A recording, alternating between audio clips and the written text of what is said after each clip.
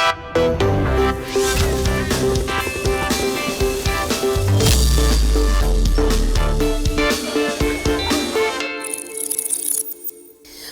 दर्शकवृन्द, prime इस्युमा यहाँलाई हार्दिक स्वागत छ।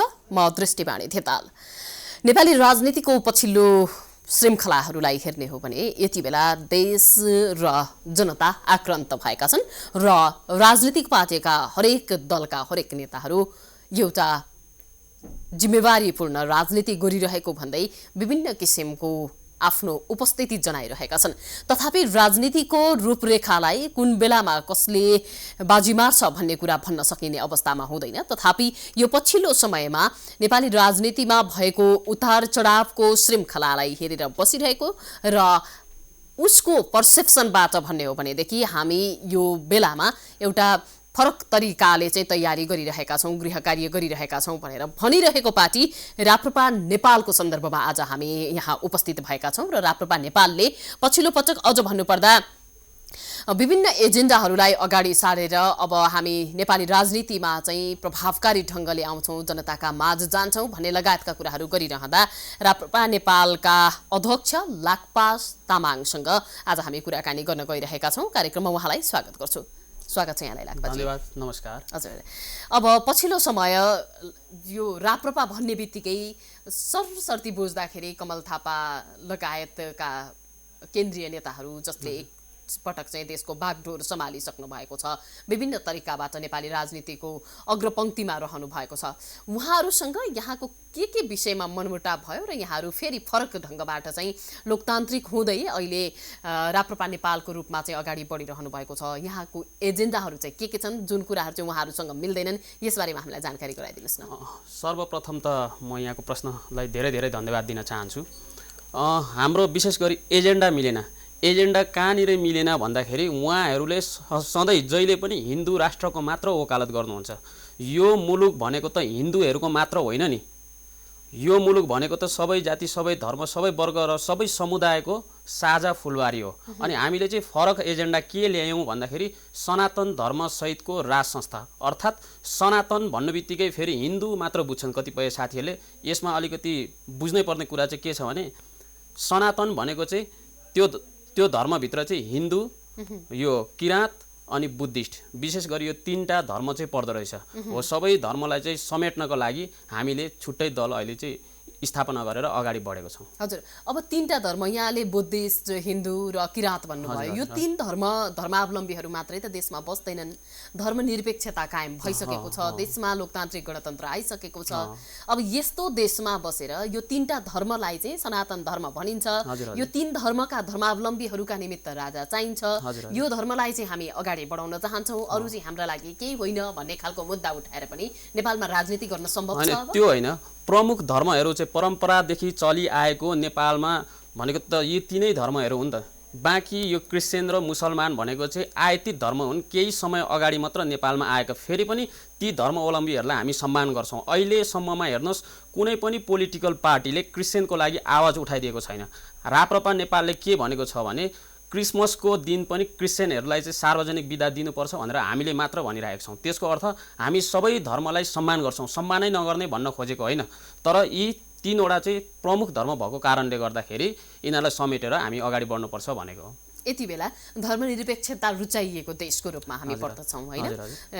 ठुलो जनमत पनि प्राप्त भएको छ धर्मनिरपेक्षताका लागि, गणतन्त्रका लागि, लोकतन्त्रका लागि।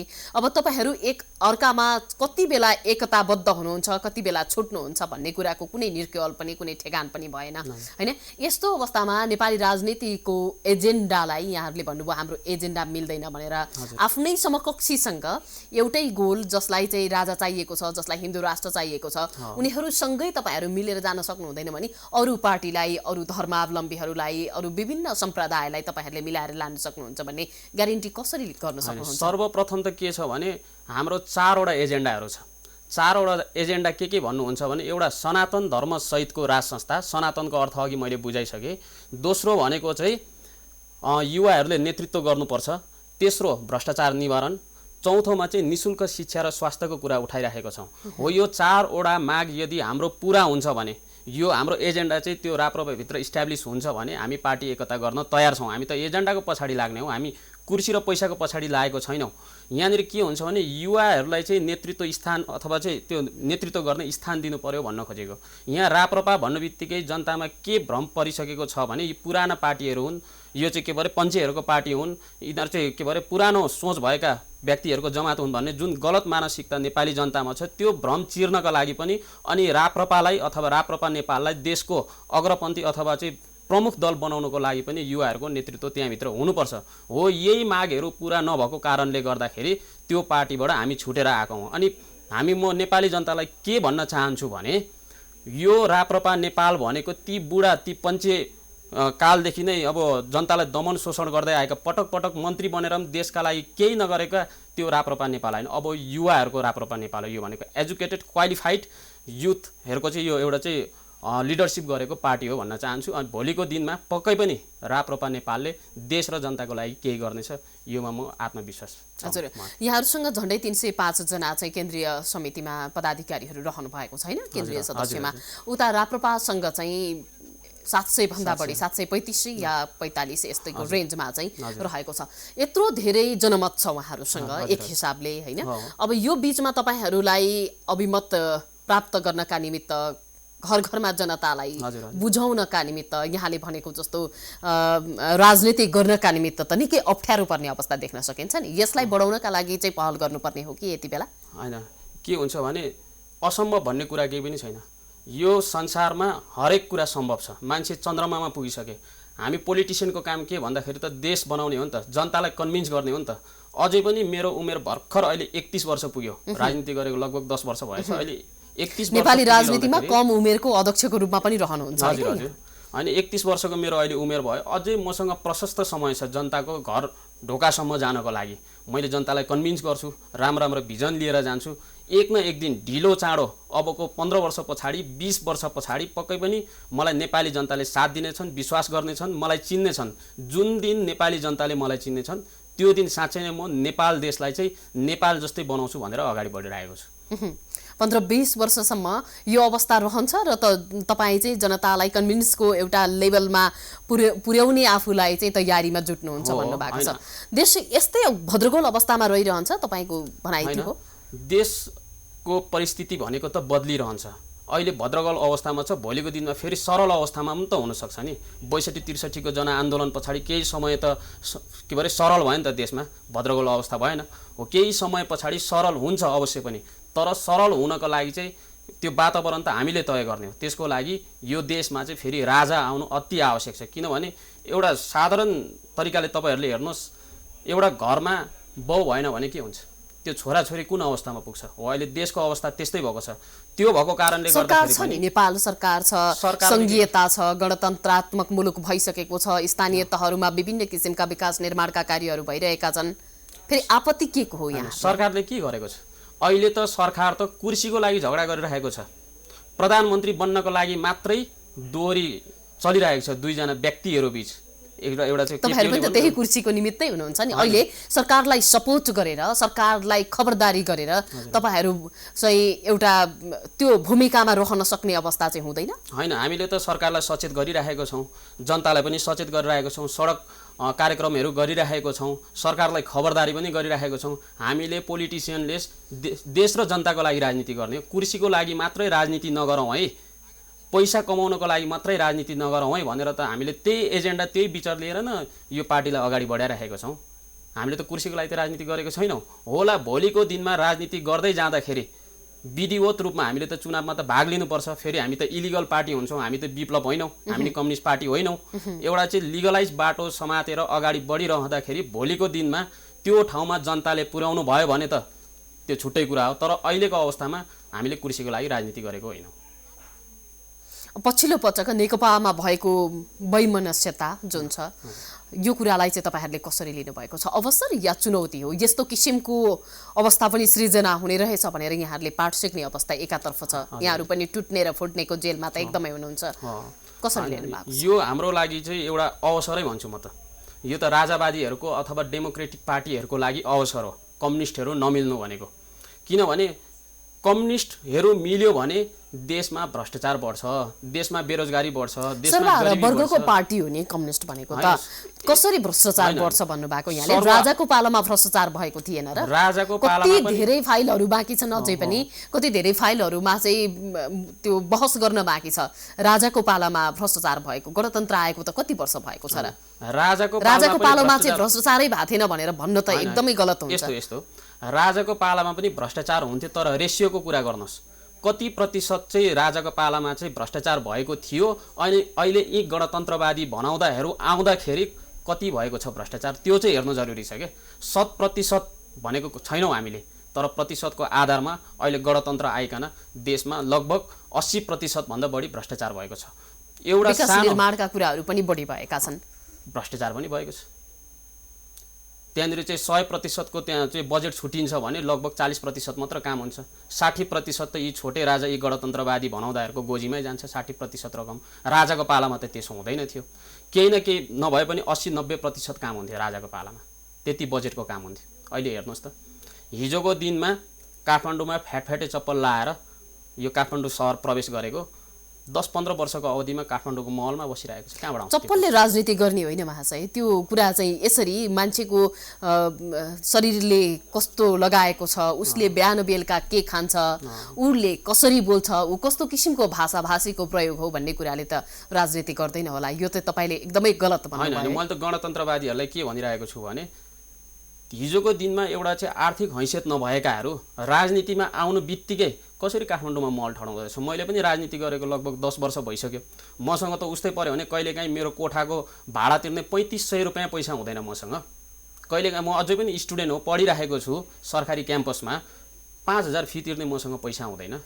तर राजनीतिमा आएको 1 वर्ष पनि नबित्दै ठेकदार बनेर, जनप्रतिनिधि बनेर, वार्डाध्यक्ष मेयर बनेर काठमाडौँमा घर ठडाउने पैसा, करोडौँको गाडी चढ्ने पैसा यी गणतन्त्रवादीहरूसँग कहाँ हुन्छ, कहाँबाट आउँछ? अहिले त ठिक उल्टो भएको छ।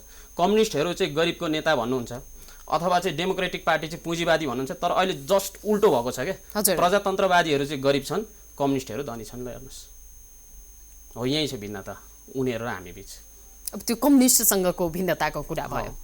कम्युनिस्टहरूले यहाँहरूसँगको विचारमा कहिल्यै पनि साझेदारी गर्न सक्दैनन्, सहकारी गर्न सक्दैनन्, त्यो कम्युनिस्टले पनि भन्छन्, तपाईँहरूले पनि भन्नुहुन्छ। बाँकी रह्यो कुरा अब राप्रपाको एकीकरणको रहस्यको कुरा गरौँ।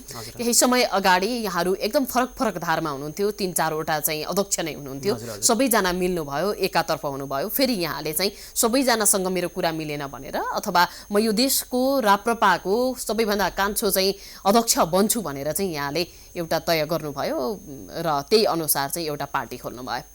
यसलाई व्यवस्थापन गर्न, यसलाई चलायमान गर्न, यसलाई विभिन्न एजेन्डाबाट सुसज्जित बनाउनका लागि चाहिँ गाह्रो कतिको भइराखेको छ तपाईँलाई? गाह्रो त छ, तर असम्भव पनि छैन। एक तरिकाले रमाइलो पनि भइरहेको छ। अनि अर्को कुरा कहाँ भन्दाखेरि, म नेपालकै कान्छो पार्टी अध्यक्ष बन्नको लागि मात्र यो पार्टी मैले स्थापना गरेको होइन। भाग्यवश, संजोगवश राजनीति गर्दै जाँदाखेरि निर्वाचन आयोगमा मैले मेरो नेतृत्वमा दल दर्ता गर्दाखेरि 28 वर्षको म त्यतिखेर उमेर थिएँ। म त्यसरी संजोगवश नेपालको कान्छो पार्टी अध्यक्ष बन्न पुगेछु। तर यो मेरो लागि एउटा अवसर पनि हो, चुनौती पनि हो। चुनौती यस कारणले कि अहिले मसँग कुनै पनि त्यस्तो व्यवसाय जागिर छैन। म एउटा साधारण किसान परिवारको एउटा चाहिँ सदस्य हुँ। अहिले म स्टुडेन्ट पनि हुँ, अध्ययन पनि गरिरहेको छु। ब्याचलर 3rd इयरमा म अहिले अध्ययन गर्दैछु। त्यो भएको कारणले गर्दाखेरि अलिकति म्यानेजमेन्ट गर्नको लागि चाहिँ आर्थिक सवालमा अलिकति गाह्रो हुँदो रहेछ। तर फेरि यसलाई मैले एउटा अवसरको रूपमा पनि लिन्छु, किनभने पैसाले मात्र राजनीति हुने होइन रहेछ। यदि पैसाले मात्र राजनीति हुने हो भने त विनोद चौधरी प्रधानमन्त्री बन्नु पर्थ्यो नि त। किन गरिबको छोरा केपी शर्मा ओली प्रधानमन्त्री बने? कम्युनिस्ट नेता भए पनि एउटा राजनीतिज्ञको हिसाबले म उहाँलाई सम्मान गर्छु। यदि फेरि अर्को कुरा भने शारीरिक बलले पनि फेरि राजनीति हुँदैन रहेछ है। अनि अर्को मैले चाहिँ यहाँनिर कहाँ जोड्न खोज्छु भने, राजनीति गर्नुको लागि चाहिँ सबैभन्दा सुरुमा चाहिँ देशभक्ति भावना हुनुपर्दो रहेछ, इमान्दारिता, पारदर्शिता, अनि एउटा दीर्घकालीन लक्ष्य योजना भइसके पछाडि राजनीति हुँदो रहेछ। यो हाम्रो लागि चाहिँ, हाम्रो पार्टीको लागि एउटा अवसर हो। हजुर, अब निर्वाचनको कुरा आउँदैछ, यहाँहरू पनि सहभागिता जनाउनुहुन्छ होला। निर्वाचनलाई लिएर चाहिँ के छ धारणा यहाँको? त्यही अब यो वैशाख 17 र 27मा चुनाव हुने कुरा चाहिँ हो। अब चुनाव हुन्छ या हुँदैन यो सरकारको कुरा हो। तपाईलाई के लाग्छ, हुन्छ कि हुँदैन? सकेसम्म हुँदैन होला, किनभने एउटा चाहिँ म्यानेजमेन्टको पक्ष पनि हुन्छ, कर्मचारीलाई समय पनि बाइ चान्स भइदियो भने तपाईँहरूको तयारी त छैन फेरि केही पनि? तयारी छ, किन छैन? हामी त तयारी गरिरहेको छौँ। जिल्लामा गएर हामीले चाहिँ जिल्ला कार्य समिति गठन गरिरहेको छौँ। प्रत्येक शनिबार हामी चाहिँ केन्द्र कार्य समितिको बैठक गरिरहेको छौँ। यदि 17 र 27 मा चुनाव भइदियो भने हामी चुनावमा जान्छौँ। मैले नबुझेको कुरा नि, नेपाली राजनीतिज्ञहरू सबैजनाले हामीले बहसको छलफलको क्रममा चाहिँ यही कुरा भेटाएका हुन्छौँ। जति पनि कुरा गर्न आउनुहुन्छ, केपी शर्मा ओली बाहेकका पक्षकाहरू निर्वाचन हुन्छ कि हुँदैन उहाँहरू स्योर हुनुहुन्न, तर तयारी गरिरहनु भएको छ।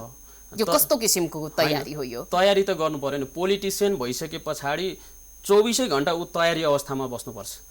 भोलिको दिनमा यो 17 र 27 मा चुनाव नभयो भने एक न एक दिन त चुनाव त हुन्छ नि।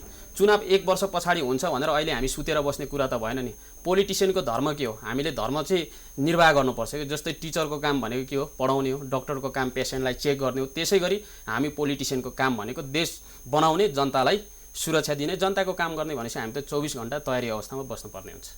तपाईँ त एकदमै राजा ल्याउनुपर्छ भनेर लागि पर्ने मान्छे। राजासँग दिनरात कुरा हुन्छ होला है? राजासँग कुरा हुँदैन। फेरि अब अरूले हामीलाई चाहिँ हिन्दू राष्ट्र मात्रै चाहिन्छ भनेर भनिरहँदाखेरि तपाईँ त राजा नै चाहिन्छ भन्नुभएको छ नि त? होइन, राजा त सबै राजावादी साथी अथवा चाहिँ राप्रपाले पनि राजै चाहिन्छ भनेर भनेको छ। हाम्रो पनि प्रमुख एजेन्डा भनेको राजा नै हो, राज संस्था ल्याउनुपर्छ भन्ने हो। तर हामीले फेरि दोस्रो एजेन्डा सनातन धर्म जोडिदिएको छौँ। हामी हिन्दू राष्ट्र पक्षको मात्र होइन, हामी सनातनी धर्म पक्षको हो। यहाँनिर एजेन्डा विचार मिल्दैन। त्यो भएको कारणले गर्दाखेरि राजा पनि ल्याउने, एकैछिनलाई राजा पनि ल्याउने, धर्मनिरपेक्षता पनि राख्ने गर्यो भने के हुन्छ?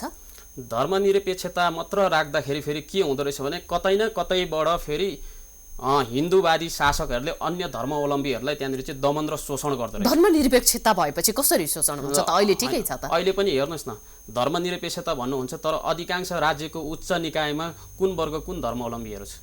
सबै धर्मलाई समेटेको छ? छैन।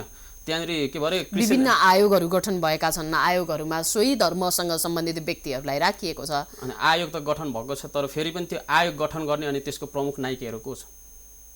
प्रत्यक्ष अप्रत्यक्ष रूपमा हिन्दूवादी शासकहरूले नै त्यहाँनिर चाहिँ शासन गर्ने। यसो भइरहँदाखेरि स्वयं हिन्दूवादीहरू फेरि हिन्दूद्वारा पीडित छन् कि होइन? जनताका प्रतिनिधिले शासन गर्दाखेरि चाहिँ तपाईँहरूलाई टाउको दुख्ने। अब यतिका वर्षदेखि जसलाई चाहिँ यो शासन सत्तै मन परेन, राजतन्त्रात्मक विधि पद्धति नै मन परेन भनेर जनताले यत्रो ठुलो मत दिएर फेरि देशमा गणतान्त्रिक मुलुकको रूपमा देश गठन भइसकेको चाहिँ साह्रै मन नपर्ने यो के हो? यस्तो कारण चाहिँ जनताले त राजा फालेको होइन नि। 62-63 को जनआन्दोलनमा राजा फाल्ने भनेर त्यो आन्दोलन गरिएको थिएन। त्यो आन्दोलन भनेको त धर्मनिरपेक्षता संघीयताको लागि त्यो आन्दोलन गरिएको थियो। तर त्यो आन्दोलनमा केही षड्यन्त्र भयो हो। षड्यन्त्रपूर्ण ढङ्गले चाहिँ राजालाई हटायो। तर जनताको जनमतद्वारा त राजा त हटाएको छैन नि। फेरि पनि अहिले जनमत सङ्ग्रह गरोस्, गणतन्त्र कि राज संस्था भनेर 80% भोट राज संस्थाकोमा आउँछ। यो कुरामा विश्वास त छ मलाई। नेपाली जनताले भोट दिनुहुन्छ। तपाईँहरूले रिसर्च गर्नुभएको छ? हो, रिसर्च गरेको छौँ। हामी त धेरै अभियानहरू सञ्चालन गरेर हिँडेको छौँ। पटक पटक कार्यक्रमहरू गरिरहेको छौँ। यो कार्यक्रम हेर्दै थाहा हुन्छ तपाईँहरूको कार्यक्रममा र पछिल्लो पटक सरकार चलाइरहेका जनप्रतिनिधिहरूको कार्यक्रममा कति धेरै फरक हुन्छ? फरक छ।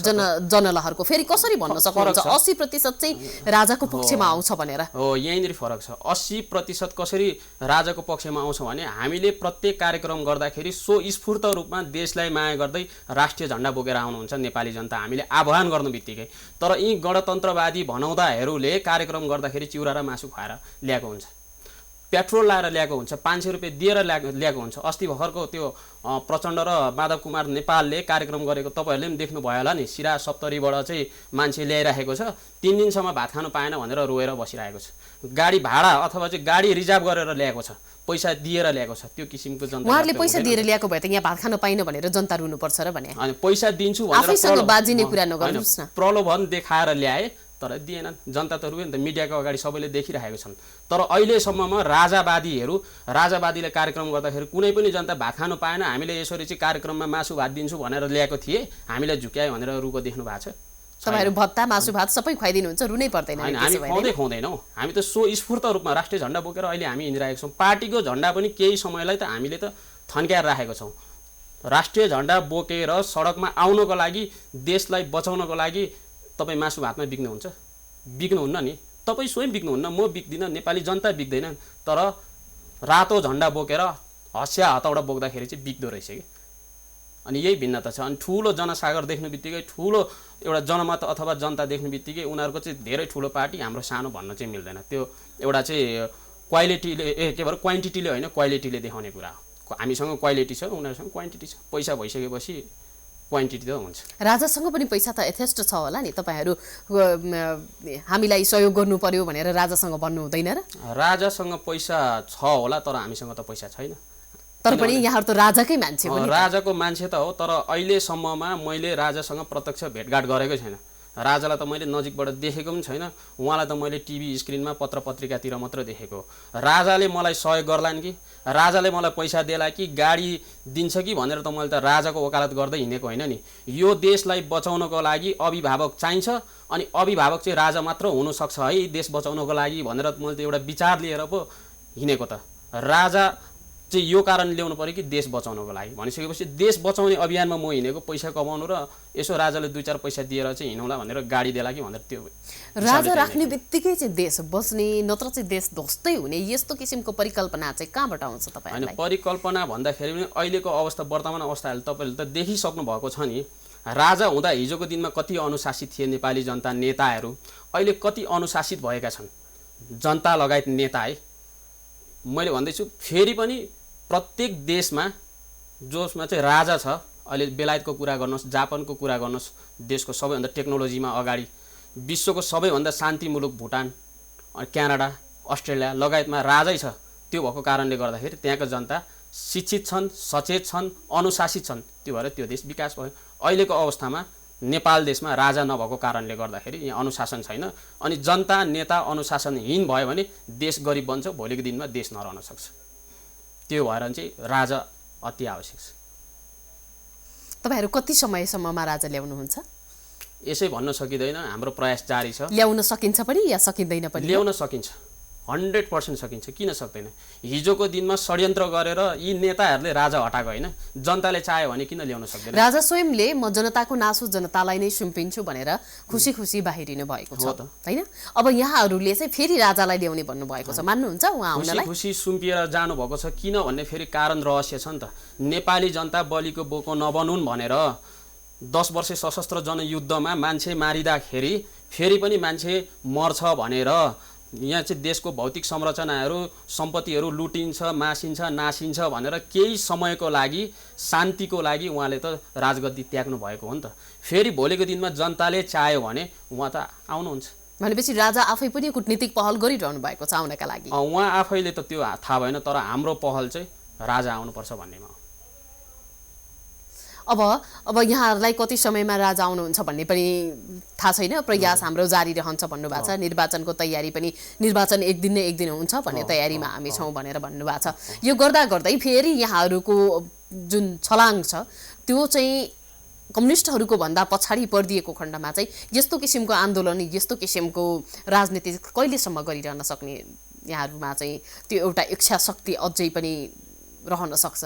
हैन, इच्छा शक्ति त जबसम्म राजा आउँदैन तबसम्म हाम्रो सङ्घर्ष जारी छ। यदि आउँदैन जस्तो तपाईलाई लाग्यो भने चाहिँ के गर्नुहुन्छ? जसरी भए पनि आउँछ, 100% आउँछ।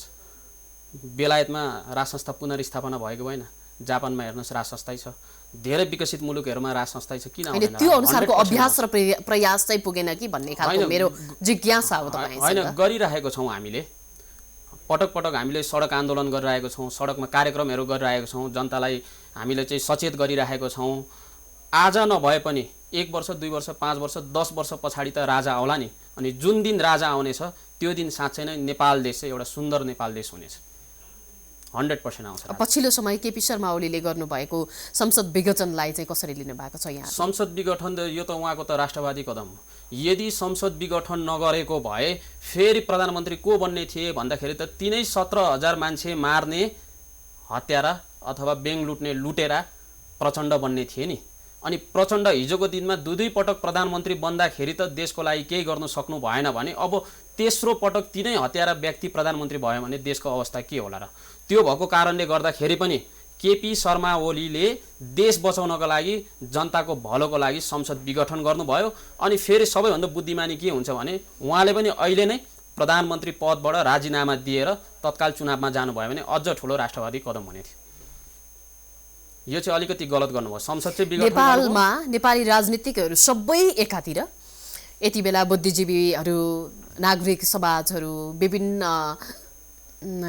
आफ्नो तरिकाबाट इनिसिएसन लिएकाहरू आफ्नो तरिकाबाट नेतृत्व लिएकाहरू प्रधानमन्त्रीको कदमलाई गलत भनिरहेका छन्। तर लोकतान्त्रिक पार्टी हुँदै अहिले राप्रपा नेपालसम्म आइपुगेको राप्रपाले चाहिँ प्रधानमन्त्रीको कदमलाई उच्च मूल्याङ्कन गरेको छ, राम्रो भनेको छ, वाह भनेको छ।